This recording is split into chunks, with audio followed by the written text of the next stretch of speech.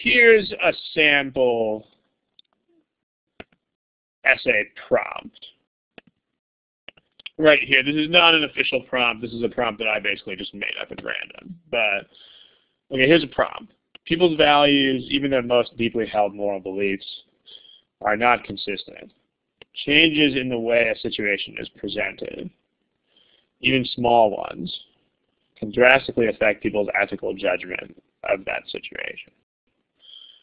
Okay, so first of all, do you understand what the prompt is saying? If you guys understand this prompt, give me a smiley face. If you're having trouble understanding what the prompt is even talking about, then give me the other face.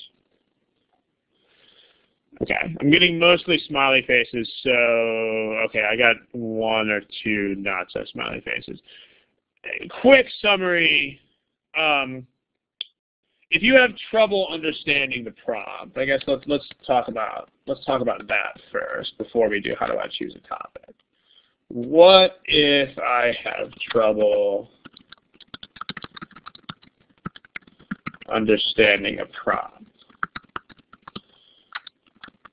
So this is a good question.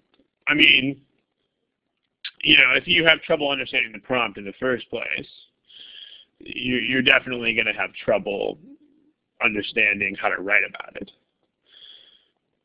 So let's talk about how would you, like, where would you go with this kind of thing?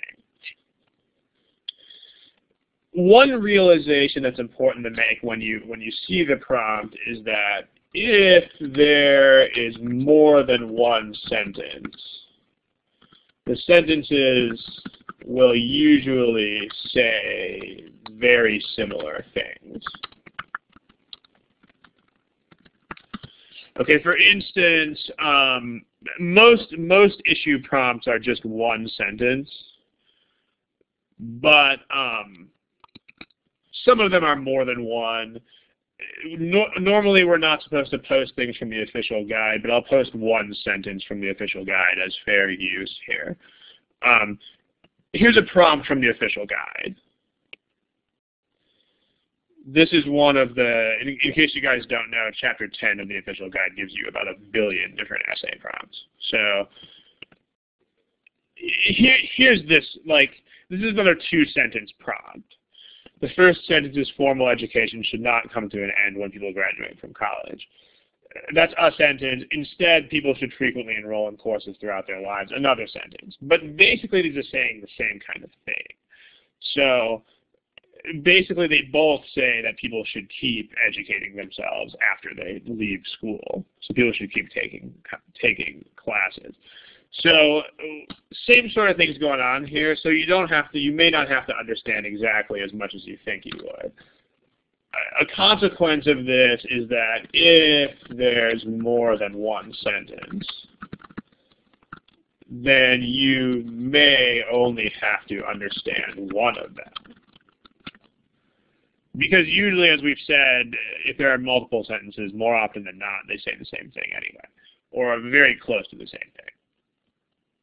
If it's a one-sentence prompt that you're having trouble with, then imagine, okay, if you still have trouble approaching the prompt,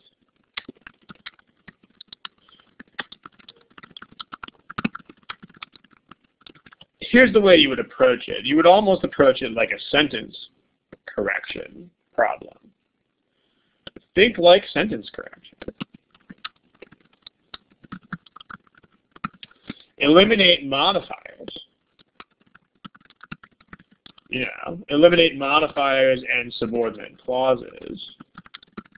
And what you are left with is going to be the most important part of the sentence.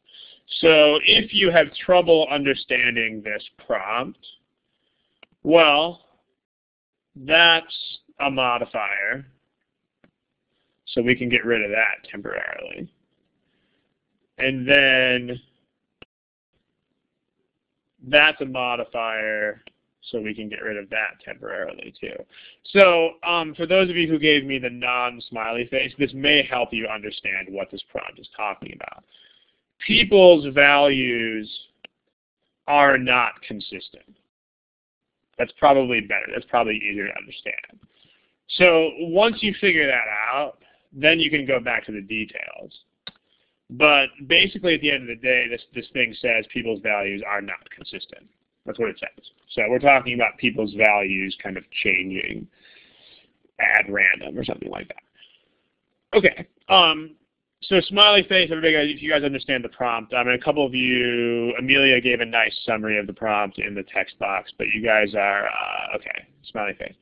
All right, now, how do I choose a topic? Well, basically, the most important guideline here is you should be really specific. You should tell a story. You should definitely be a storyteller here. If you don't see just how important it is to be specific, then check out the highest graded sample issue essay in the OG. It tells a very detailed story about the quality and reliability of Yugo automobiles. I don't know if you guys have read the sample essay or not, but it's very detailed. It has lots and lots of stuff in it. So, be specific. That's the point. So, and along with this, one thing that you probably understand is that it's not really possible to be specific and to be general at the same time. So, hold on a sec. Okay, you can't really be specific and be general at the same time. So one consequence of this, then, is that you don't need to be general. And I mean, it's tempting. It's tempting to be very general about this stuff because the topics are usually going to be pretty sweeping. They're usually going to have a rather wide scope.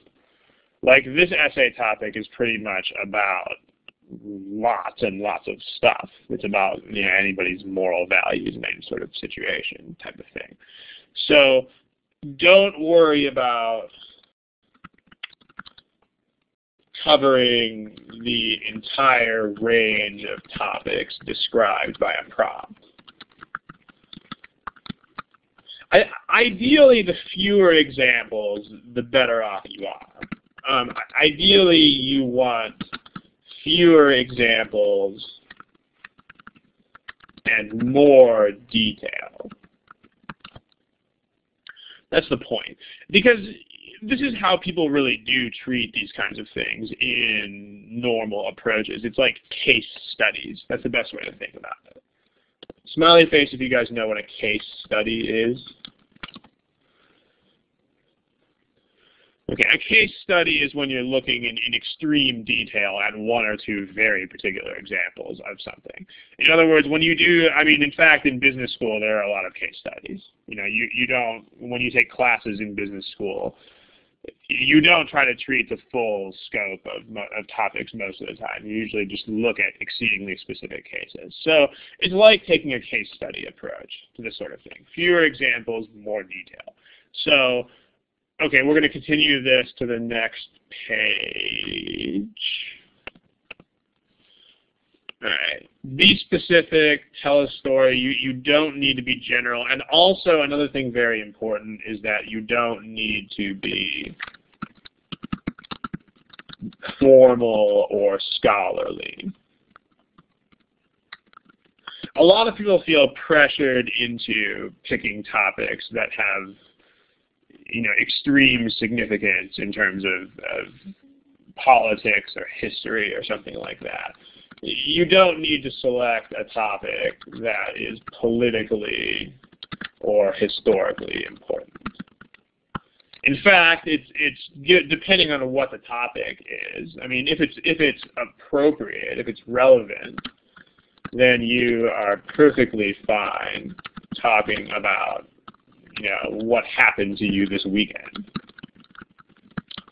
just as good. I mean, you are just as well off talking about, your experience this past weekend than you are talking about World War II or something like that. So specific, not too many different examples. You don't want to be all over the place, and you don't want to be scholarly. Or at least you don't have to be. If you can be scholarly, of course, that's nice, but you certainly don't have to be that way. And in fact, if you look at the kinds of prompts that you're going to see, they do tell you in the directions. I mean, as Amelia pointed out, one of your goals here is to be following the direction. So if you look at the actual directions that they give you, the directions basically give you explicit permission not to be scholarly. Like if you look at this, you are totally okay talking about your own experience, observations, or reading. And I mean, your own experience and observations can be stuff that happened to you last week.